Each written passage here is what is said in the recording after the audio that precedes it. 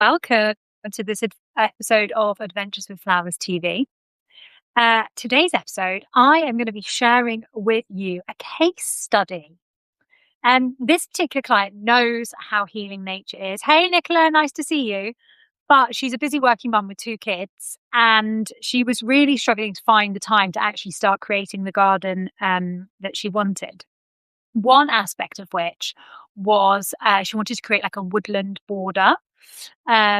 So I titled this case study From Frozen to Flourishing, a Woodland garden transformation. Now, do excuse me, keep looking down, but I have notes here because I have ADHD and my brain's likely to go off at wild tangents if I don't have some notes to keep me focused.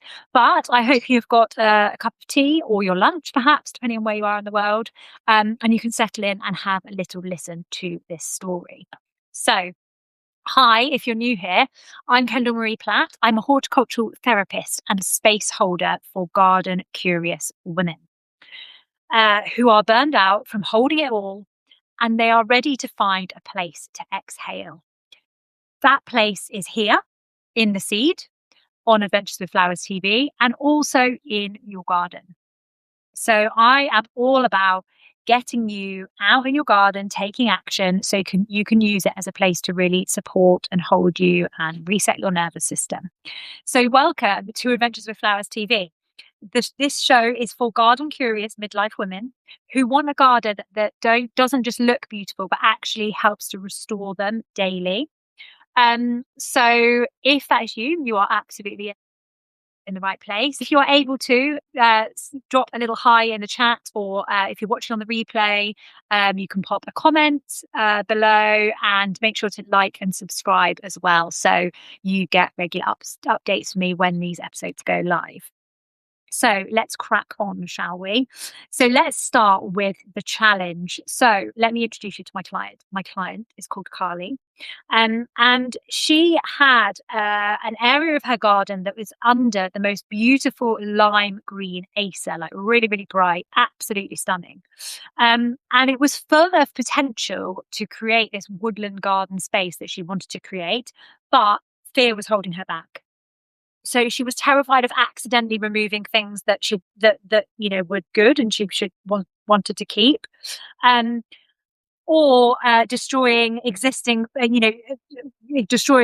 plants that she wanted to keep, but in digging up of the other things, she accidentally destroyed them.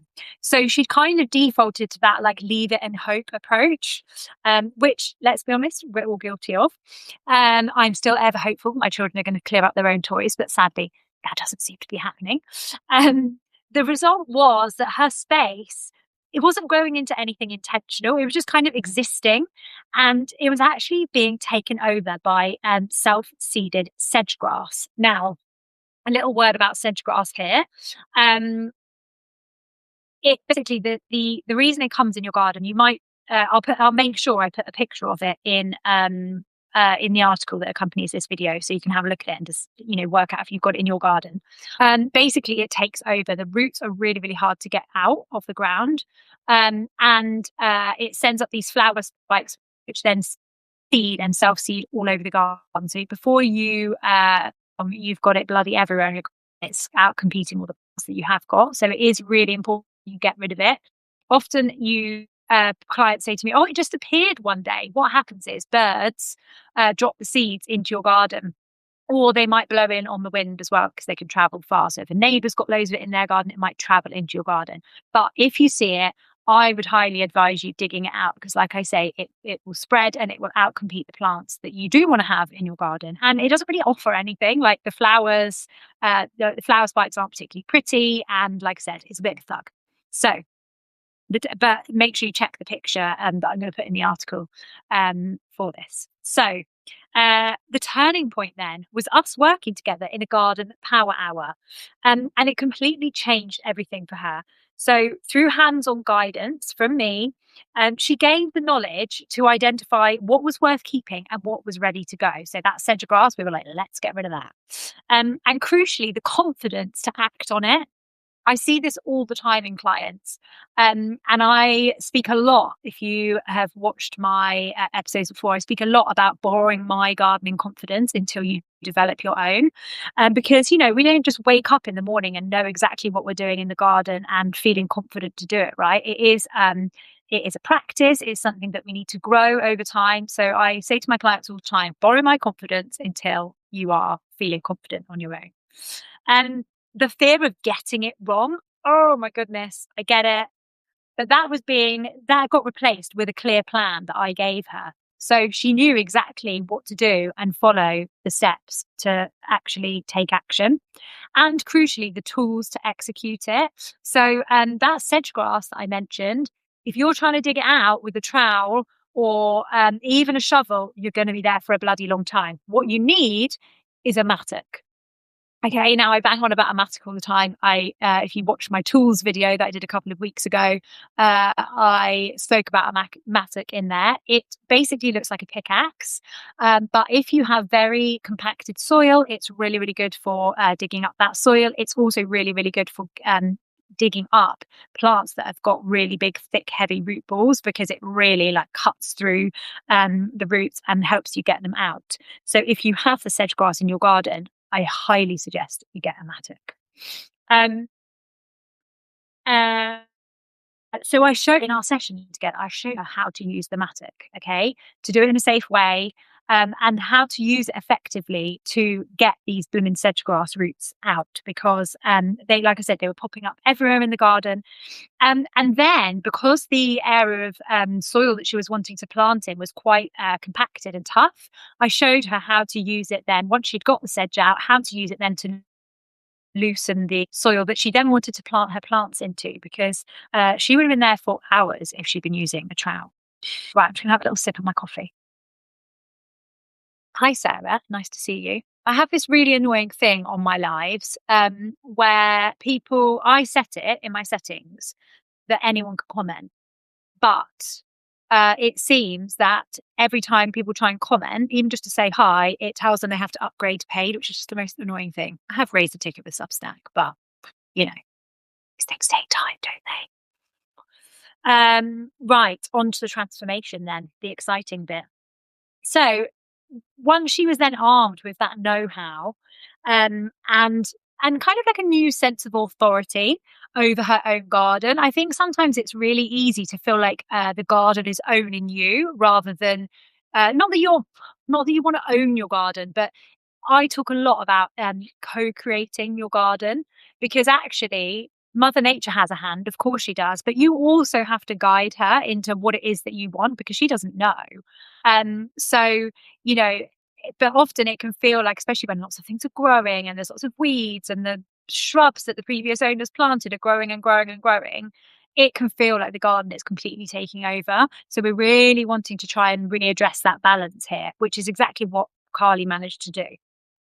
So she went from that kind of like passive observer being like, fuck, it's all growing, to an active creator. So actually taking an active part in creating the garden that she wanted.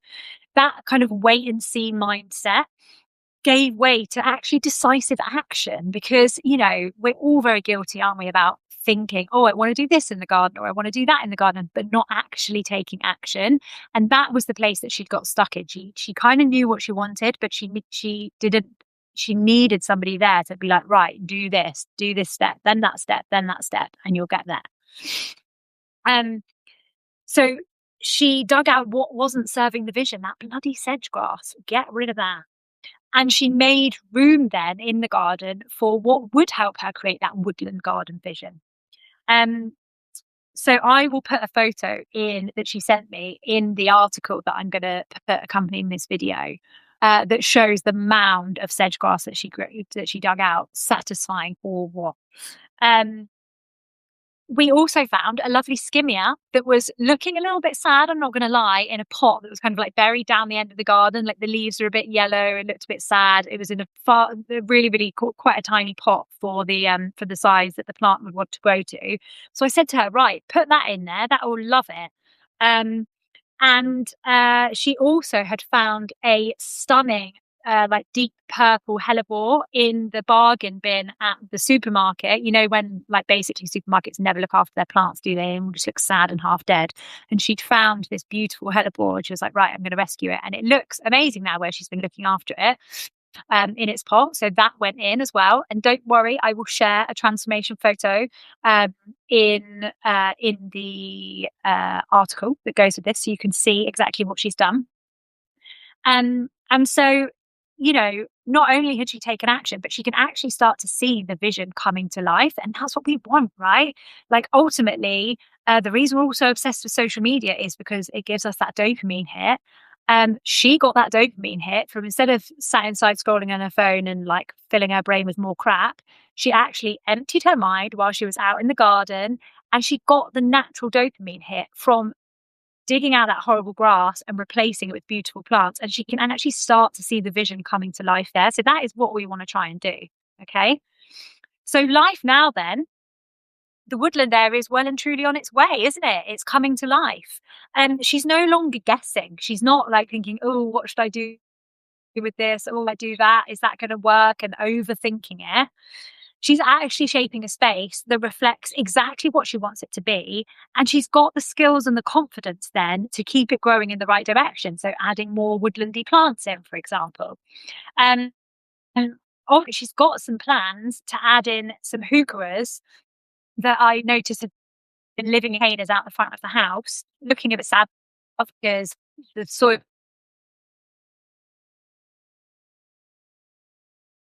because they're going to absolutely love it. So they're going to go in as well. And then she definitely only loves this photo, which I feel here, which is, thank you so much. I wouldn't have had a clue. Now having the know-how and confidence to dig that sedge grass up and make the board what I want, my woodland area is well and truly on its way. I mean, what it's all about, right, is taking that action and getting the feedback and the positive reinforcement of like, oh wow, it's actually looking good. That is going to help you to start taking action.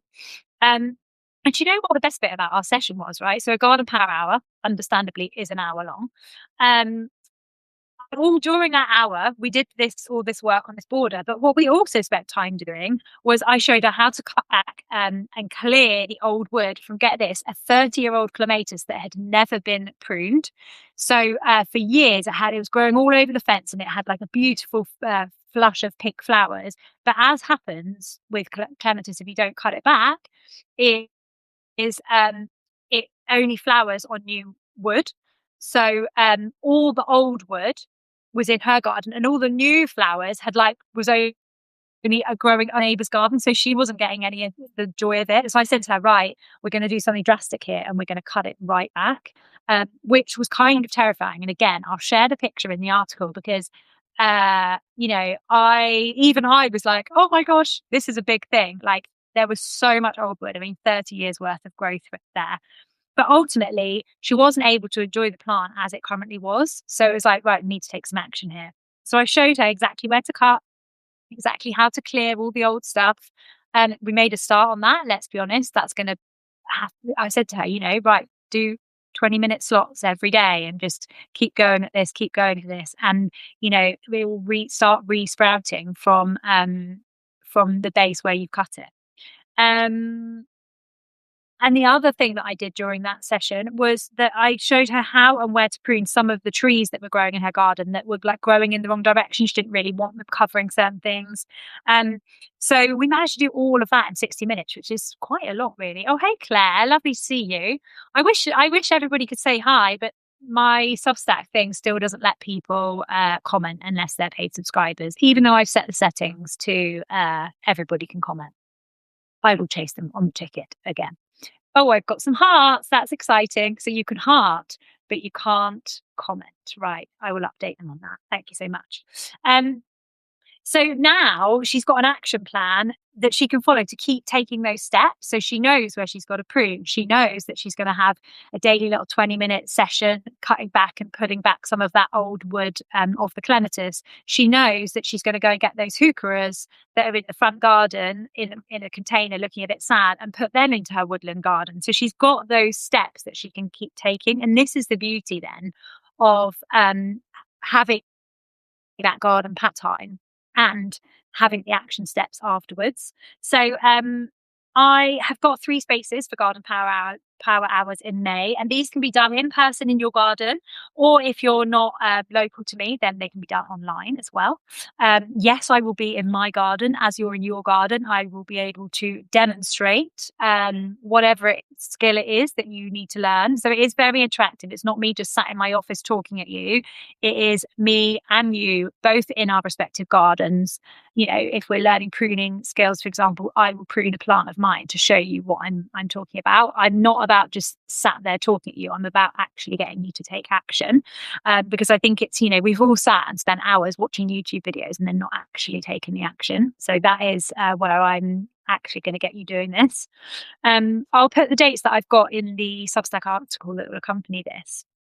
So if you are also adopting that kind of like leave it and hope approach, and no shade because we all do, like Carly was, and you know that actually what you really need is someone to support and guide you, and take and so that you actually take that action, then you can book into those in the accompanying article as well. Because let's be honest, we both know it's not going to sort itself out on its own by you kind of just crossing your fingers and overthinking it. That is going to drive you mad, and it's not actually going to get you taking any action. So come and take some action in your garden with me, whether that is by joining the seed, whether that is booking a garden power hour because you're like, no, do you know what, I need Kendall's eyes on my specific garden, then come and do that. And I would love it if you're able to, because who knows what's going on. If you are not already subscribed, please subscribe. Drop me a little heart, although we know you can do that now, so that's good. And leave a comment. I know you're not able to, but if you're watching on the replay, then I hope you're able to leave a comment in the article or in the comments on YouTube. So thank you so much. Let's go for it, hey? It's bloody freezing here. I've done a bit of gardening, but as you can tell, I'm hiding in my greenhouse because it's really cold here. So I hope it's warmer and sunnier where you are. But thank you so much for joining in, and fingers crossed for next week, I will get my comment situation on Substack Live sorted. Thanks so much. Bye.